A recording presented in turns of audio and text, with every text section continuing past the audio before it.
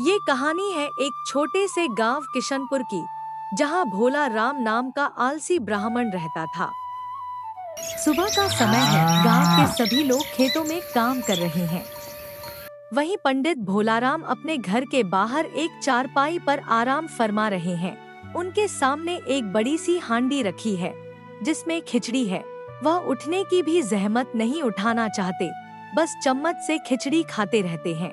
अरे भगवान, काश ऐसा होता कि बिना हिले डुले ही सारा काम हो जाता। मुझे मेहनत से सख्त नफरत है।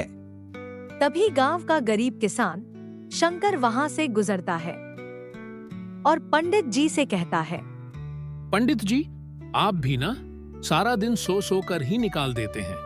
इतना आलस अच्छी बात नहीं है। अरे भाई, और कर भी क्या सकता हूँ, मेहनत मुझसे होती नहीं।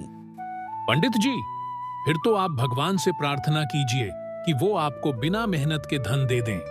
अगली सुबह पंडित जी अपने आरामदायक जीवन का कोई आसान तरीका खोजने के लिए जंगल में जाते हैं। रास्ते में उन्हें एक बूढ़ी औरत दिखाई देती है, जो बहुत ही विचित्र लगती है। वह औरत पंडित जी से कहती है, बेटा, क्या तुम टोकरा उठाने में मेरी मदद करोगे? मेरा घर बस थोड़े ही दूरी पर है।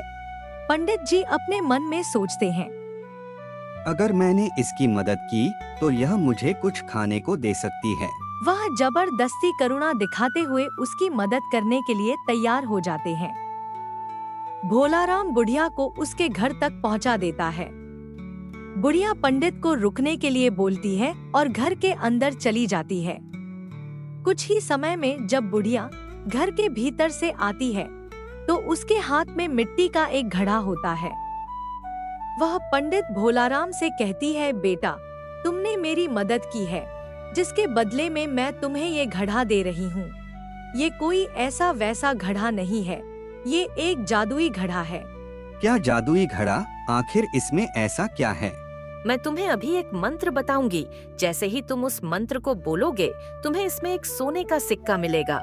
लेकिन बेटा, याद रखना, यह सिर्फ ईमानदार और मेहनती लोगों के लिए ही काम करता है। जिस दिन तुमने झूठ बोला या आलस दिखाया, यह घड़ा धीरे धीरे अपना काम करना बंद कर देगा। इतना कहकर बुढ़िया वो घड़ा पंडित भोलाराम को दे देती है और पंडित जी उसे लेकर खुशी खुशी अपने गांव वापस लौट जाते हैं। थोड़े दिन तक पंडित जी ने बुढ़िया की बात को याद रखते हुए पंडिताई का काम शुरू कर दिया।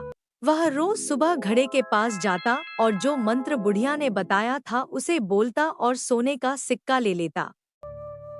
इस तरह से उसके पास बहुत से सिक्के इकट्ठे हो गए।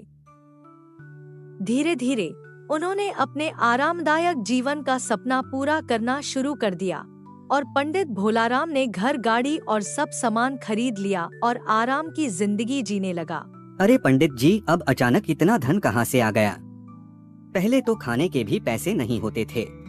गांव वाले पंडित जी से पूछते, लेकिन वह झूठ बोलते कि उन्हें ये पैसा भगवान की कृपा से मिला है।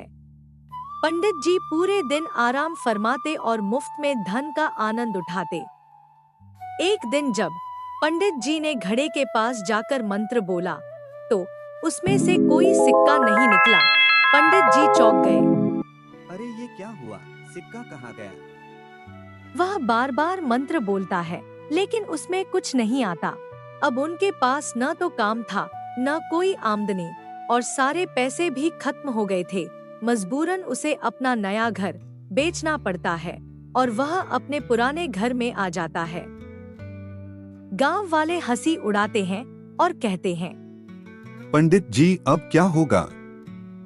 इतना कहकर वो लोग चले जाते हैं। अब पंडित जी को चिंता सताने लगी, क्योंकि उन्होंने कभी मेहनत करना सीखा ही नहीं था। अगली सुबह पंडित जी घबराकर उसी जंगल में भागे जहां उन्हें वो बूढ़ी औरत मिली थी। बुढ़िया घर के बाहर ही बैठी होती है। पंडित भोलाराम बुढ़िया से कहता है, अम्मा, मेरा घड़ा काम क्यों नहीं कर रहा? बेटा, ये घड़ा केवल मेहनती और ईमानदार लोगों के लिए था। तुमने मेहनत करनी बंद कर दी, इसलिए इसका जादू भी धीरे धीरे खत्म हो गया। पंडित जी को अपनी गलती का एहसास होता है और वे बुढ़िया से कहते हैं, अब मैं समझा कि मेहनत के बिना कुछ भी संभव नहीं है। अब पंडित भोलाराम गांव लौटकर मेहनत करने लगते हैं, पूजा पाठ करते हैं और लोगों की मदद करने लगते हैं।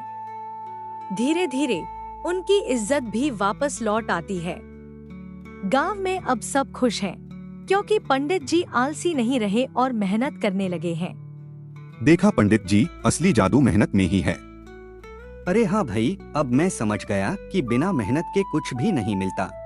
तो दोस्तों, ये थी आज की कहानी। अगर आपको पसंद आई हो तो लाइक, शेयर, कमेंट और सब्सक्राइब जरूर करिएगा, ताकि हम और भी अच्छी अच्छी कहानियाँ आप लोगों के सामने लाते रहे। धन्यवाद।